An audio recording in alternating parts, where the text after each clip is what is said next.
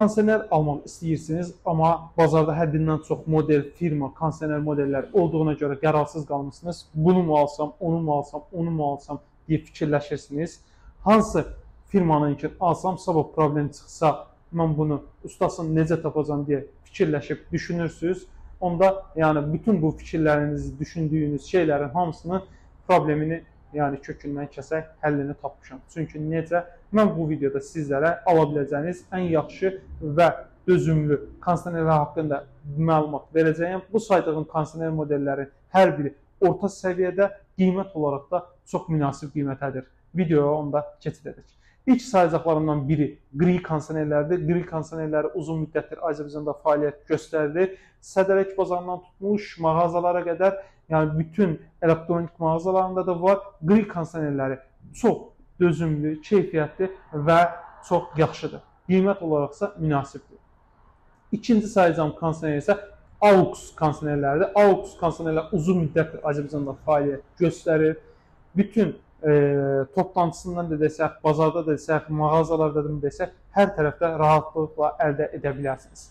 AUX kondisionerlərindən sonra Midea kondisionerlərini mən sizə kondisionerlərini məsləhət görə bilərəm. Midea kondisionerləri də çox keyfiyyətli, yaxşı, qiymətinə görə dizaynı da çox yaxşı olan kondisionerlərdən biridir. Mideadan sonra MDV kondisionerləri. MDV kondisionerləri dözümlüyünə görə çox seçilir, ön plandadır, çox keyfiyyətlidir.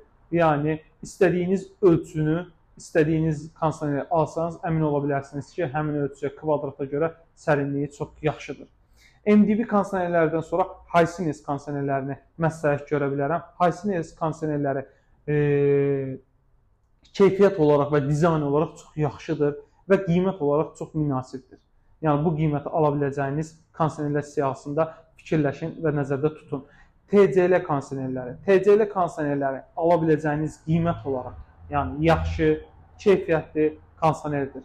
Yəni, sizin mən bu videoda izah etdiyim kondisionerlərin hər biri münasib qiymətə satılan ən yaxşı kondisioner firma modellərindən biridir. Çox sağ olun. Almaq istəyənlərin nəzərinizə, diqqətinizə çatdırmaq istəyirəm ki, kondisioner alarkən etdiyimiz bəzi səhvlər var. Bunlara etməyək. Əgər sizlər evinizə kondisioner almaq istəyirsinizsə, ilk öncə kondisionerin qiymətini yox, ölçüsünü maraqlanmalısınız. Əgər evinizin, obyektinizin, qoyacağınız kondisioneri quraşdıracağınız yerin ölçüsünə düzgün kondisioner almadığınız zaman bəzi problemlər meydana gəlir. Həddindən artıq çox problemlər çıxır ortalığa. Nələr? Servis xidmət göstərdiyimiz zaman bir çox evlərə gedirik, ofislərə gedirik. Misal, deyək ki, bu kondisioner buranı sərinlədə bilmir.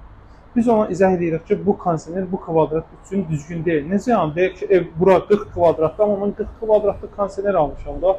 Yəni, niyə sərinlətmir?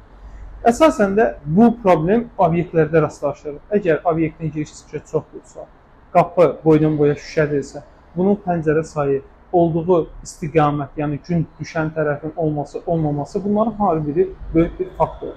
Bunun üçün kondisioner alarkən düzgün hesablanma aparılmalıdır. Ondan sonra kondisioner alınmalıdır ki, bu problemləri yaşanmasın.